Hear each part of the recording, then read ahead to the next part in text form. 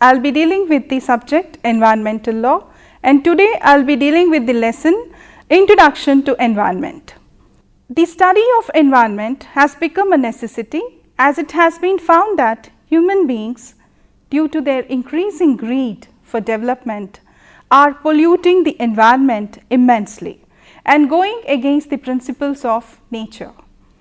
As human beings are making a surge in the area of development, lot of pollutions are emerging, leading to problems such as global warming, ozone layer depletion and acid rain. This chapter deals with the basic scientific concepts and units of environment, which will enable a student to understand this subject more. This chapter also deals with the causes of environmental problems and the basic unit of environment, the ecosystem. The first module is relating to the introduction to environment. Man, the most wonderful and the best creation of God, is empowered with immense thinking prowess to develop and make this world a better place. Man is supposed to be the trustee of nature, being the strongest living creature with excellent physical structure and mental abilities. Scientific and technological advancements and mismanagement of natural resources have given rise to various environmental problems such as pollution of air, water and noise, with consequent adverse effects on flora and fauna and human health. Environmental pollution is a grave problem all over the world. Environment constitutes air, water, soil, animals and plants that are around us. The definition of environment goes like this. McGraw-Hill Encyclopedia of Environmental Science defines environment in the following words as the sum total of all conditions and influences that affect the development and life of organisms.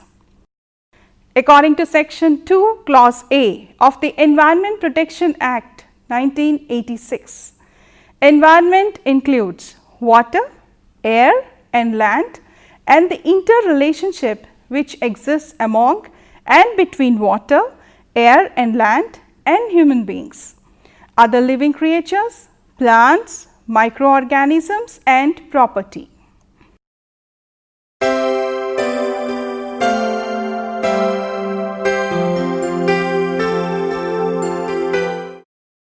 The environment can be divided into 4 different segments. The first segment is that of atmosphere. The layer of the air present around the earth is called the atmosphere. It absorbs a portion of electromagnetic radiations coming from the sun and transmits ultraviolet rays and infrared radiations. It plays an important role in maintaining the heat balance on the earth. Oxygen is the most important constituent present in the air. All animals take in oxygen and let out carbon dioxide during respiration, while plants utilize carbon dioxide for photosynthesis and release oxygen. Once the proportion of the gases, especially oxygen and nitrogen, are disturbed by any human activity, the equilibrium of the ecosystem is lost and this leads to disastrous consequences. The second segment of the environment is hydrosphere. The water occupies 4/5 of the earth's surface and this is called hydrosphere. It includes all liquid and frozen surface waters, groundwater held in soil and rock and atmospheric water vapor.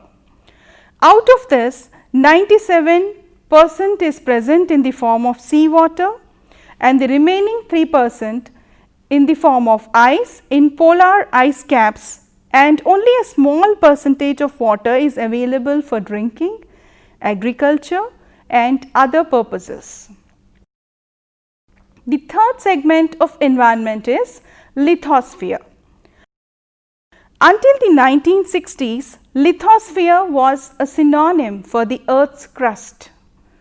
Living hydrosphere, the rest of the Earth space, about 1/5 of the total Earth surface, is in the form of land. This is occupied by plants, animals and human beings. While the surface inner layer of Earth contains minerals, the deeper inner layer contains natural gas and oil. The fourth segment of environment is biosphere. All living organisms like plants, animals and human beings constitute the biosphere. Biosphere is dependent on atmosphere and hydrosphere. The biosphere is the space on or near Earth's surface that contains and supports living organisms.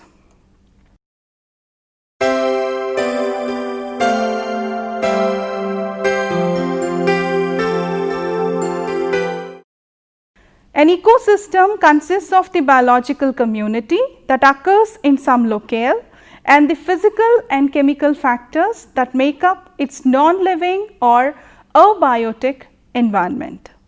There are many examples of ecosystems: a pond, a forest, an estuary, grassland.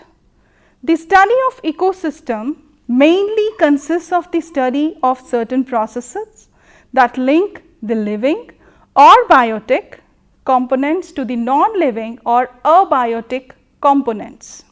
Some examples of the abiotic components are sunlight, temperature, precipitation, water or moisture, soil, and some of the examples of biotic components are the primary producers, that are plants, herbivores, the animals which consume plants, carnivores, omnivores which consume both plants and animals, detrivores and the other animals.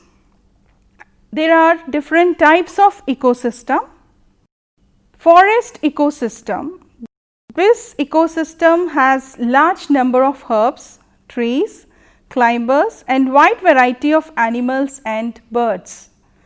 The producers in the forest include the green plants and trees which are autotrophs, that is capable of synthesizing complex organic food materials using the carbon of carbon dioxide taken from the atmosphere in the presence of sunlight. Next ecosystem is grassland ecosystem. Grasslands are located in semi-arid zones and contain wide treeless expanses often inhabited by grazing animals. Subcategories of grassland ecosystems include savannas, which are found in the tropics, prairies situated in temperate regions, and steppes which can be found in either climate. Next ecosystem is the desert ecosystem. With a drier climate than grasslands, desert ecosystems are characterized by relatively less vegetation, and the number of insects and animals is also relatively limited. Deserts aren't necessarily hot, but they can lie in temperate zones as well. They are sandy and rocky mostly. The next ecosystem is aquatic ecosystem. An aquatic ecosystem is an ecosystem which is a body of water. Communities of organisms that are dependent on each other and on their environment live in aquatic ecosystems. The two main types of aquatic ecosystems are marine ecosystems and freshwater ecosystems. Marine ecosystems are among the largest of Earth's aquatic ecosystems. They include oceans, salt marshes, intertidal zones, estuaries, lagoons, mangroves, coral reefs, the deep sea and the sea floor. The freshwater ecosystem, the river or stream water, has lesser mineral content and greater penetration of light, which is covered under this category. Now, there is a concept of food chain where the animals typically consume a very varied diet and in turn serve as food for a variety of other creatures that prey on them. This vital and somewhat complex relationship between decomposers, producers and consumers is known as a food chain. The most food chains are interconnected with other food chains. These interconnections create food webs. The concept of ecological pyramid is important because it talks about the various trophic levels, that is the food levels of the organism. An ecological pyramid is a graphical representation designed to show the biomass or bioproductivity at each trophic level in a given ecosystem. An ecological pyramid is an illustration of the reduction in energy as you move through each feeding trophic level in an ecosystem.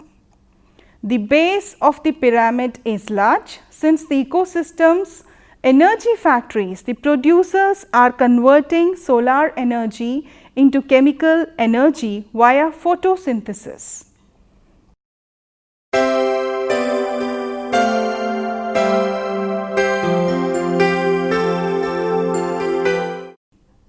The world's greatest problem today is pollution.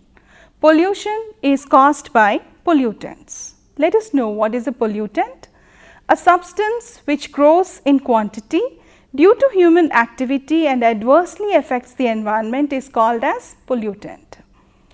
Now, the definition of pollution: the influx of extraneous materials in a particular environment in such concentrations that are harmful to living organisms or plant life, or a state of being impure or unclean, or the process of producing that state is called pollution.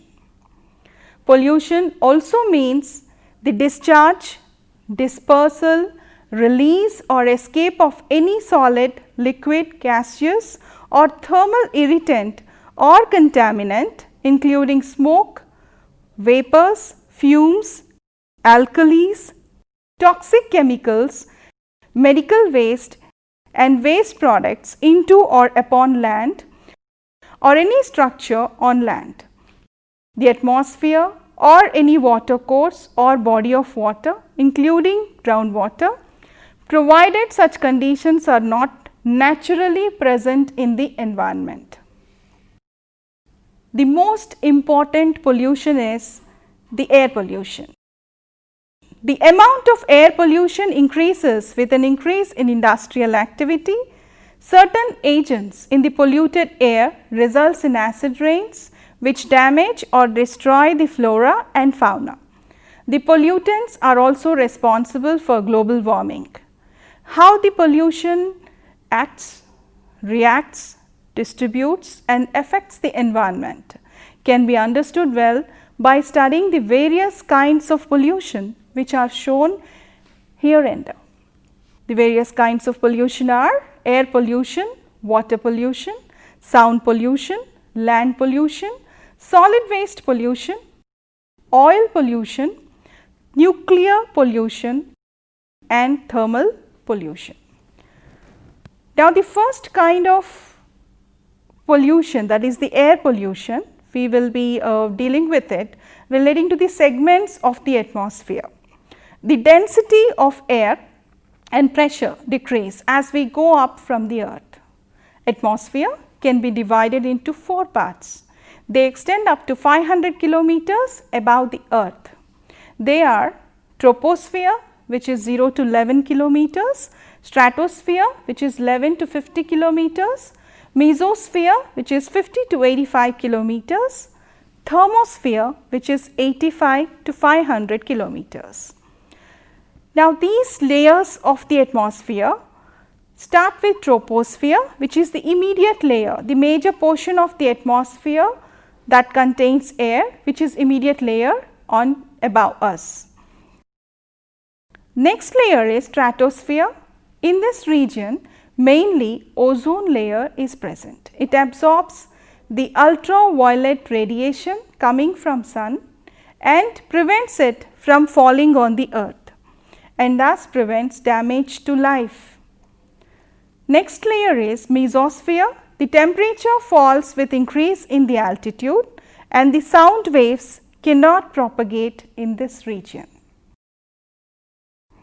The next layer is of thermosphere, and in this region temperature rises as we go up, and here the oxygen undergoes ionization after the absorption of solar radiations.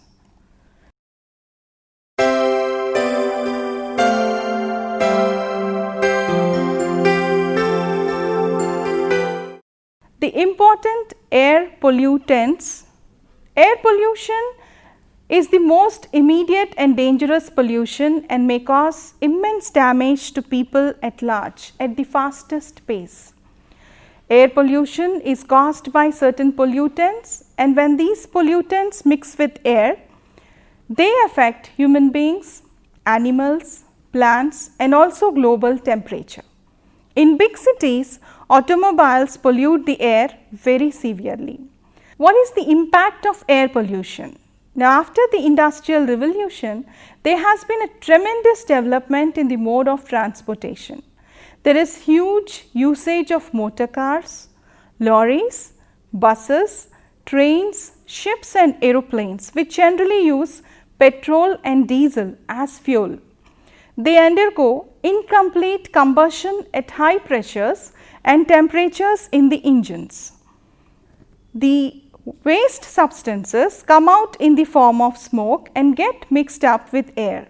This smoke mainly contains carbon monoxide, the most important air pollutant. Let us deal with the hazards of the air pollution. The hazards of the air pollution are acid rain, ozone layer depletion and global warming. Now, acid rain, to know about it, let us know about the basic concept. The oxides of nitrogen, nitric oxide and nitrogen dioxide combine with oxygen and ozone to form higher oxides of nitrogen. These oxides ultimately dissolve in water to form nitric acid. The nitric acid and sulfuric acids dissolve in rainwater and come down to earth as acid rain. This is more found in the industrial areas. Now, let us know about the ozone layer depletion. If ozone is converted into oxygen, it decreases the density of ozone in stratosphere. This results in the formation of holes in the ozone layer.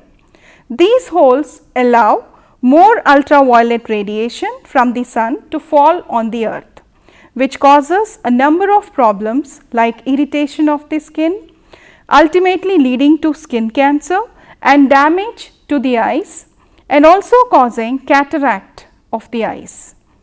CFCs or the chlorofluorocarbons are also released from faulty air conditioners and refrigerators, which are responsible for this ozone layer depletion. Now, the third problem, that is the greenhouse effect or the global warming. Carbon dioxide and water vapor absorb infrared radiation coming to the earth and partly reflected back to the earth's surface, due to which earth's surface gets heated up. This phenomena is called greenhouse effect. Due to deforestation, the quantity of carbon dioxide in the atmosphere is increasing. If the temperature of earth increases, it results in the melting of ice caps, the decrease in groundwater, unseasonal rains or what we famously called as climate change, and may damage the growth of trees and plants.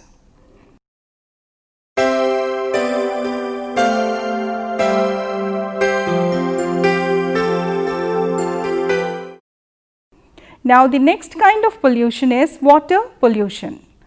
Water pollution is the contamination of natural water bodies by chemical, physical, radioactive or pathogenic microbial substances.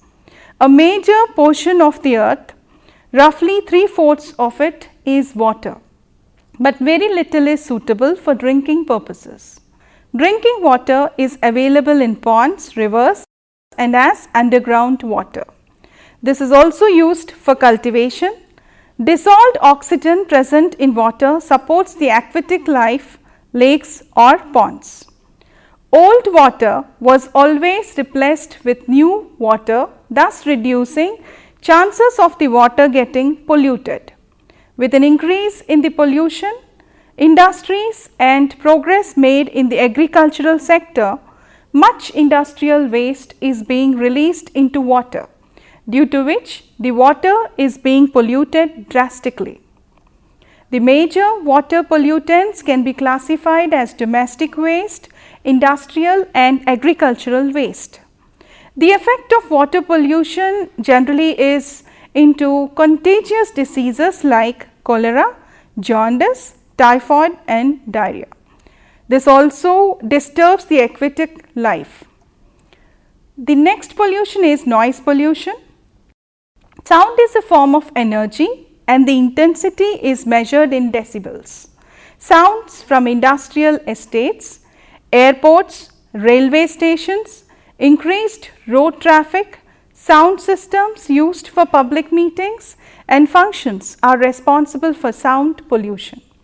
Human ears can tolerate a certain range of sound, 60 decibels. If it exceeds, the sensitivity of the ear is lost. The next pollution is land pollution.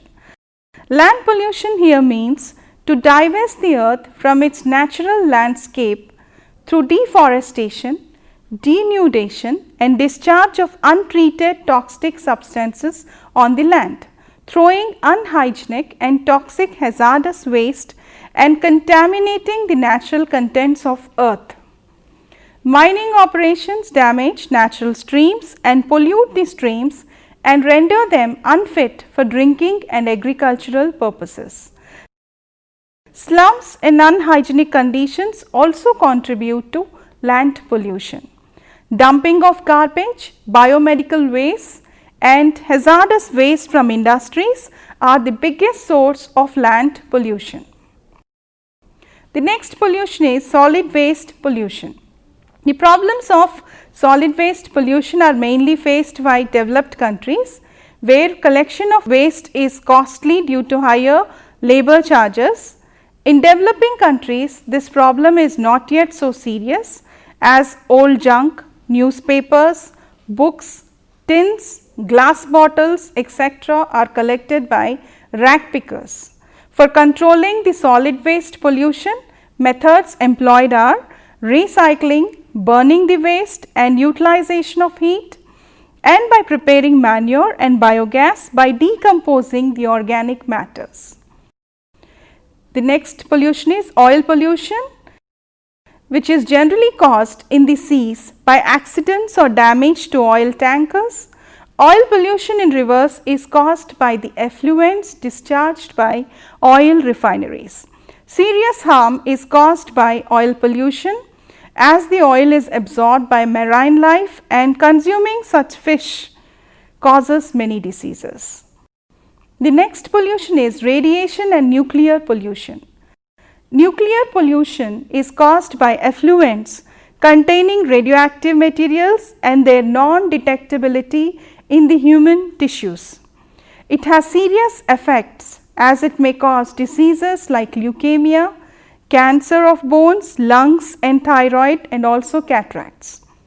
Radioactivity is a term that indicates emission of radiation by nuclei of unstable items. A substance contains unstable items is called radioactive substance, as it emits various kinds of radiations, and during disintegration process a high degree of substances are released, which affect human life and which pose a serious global concern. The last kind of pollution is thermal pollution, which is generally faced by the developed countries. It results in increasing temperature in rivers and lakes due to industrial activities and manufacturing process done in them.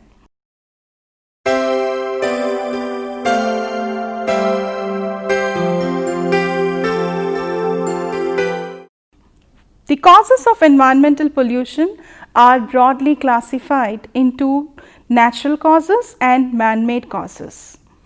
The following are the natural causes of pollution, which are drought, floods, cyclones, earthquake, molten lava from volcanoes, hurricanes, torrents and epidemics, which are the main natural factors to cause environmental pollution. Since they are agents of nature and man has no control over them, they are known as natural causes.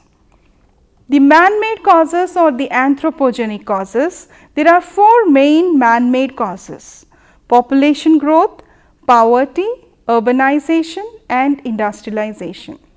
Now, when it comes to population growth, India is considered to be one of the most populated countries.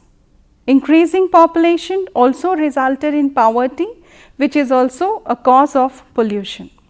As a matter of fact, increased population of India is causing housing problems, food shortage and transportation problems, insanitary conditions and loss of nutritious food. The next cause is poverty. Poverty contributes equally to both population growth and environmental pollution. The next cause of environmental problem is urbanization. Rapid and unplanned urbanization had also contributed to environmental pollution and degradation of human environment. Contributing cause of environmental problem is industrialization. Industrialization poses a serious threat not only to human beings, but also to animals, aquatic life and vegetation cover. Industries degrade the environment and pollute it in the following ways. Use of natural resources by industries affects natural environment as it destroys nature. Residue from industries known as effluents are released into water and land without any treatment, and this pollutes water and land, affecting the aquatic life and underground water. Fossil fuels like coal, kerosene, diesel used by industries and atomic energy also pollute the air in the form of smoke and radioactive particles. Industries and industrial products also cause noise pollution. Dear students, we have dealt with the scientific concepts of environment in this introduction part. From the next chapters, we will be dealing with the various rules and regulations relating to environment and the various other concepts and the interdisciplinary nature of environment in the next lessons. Thank you.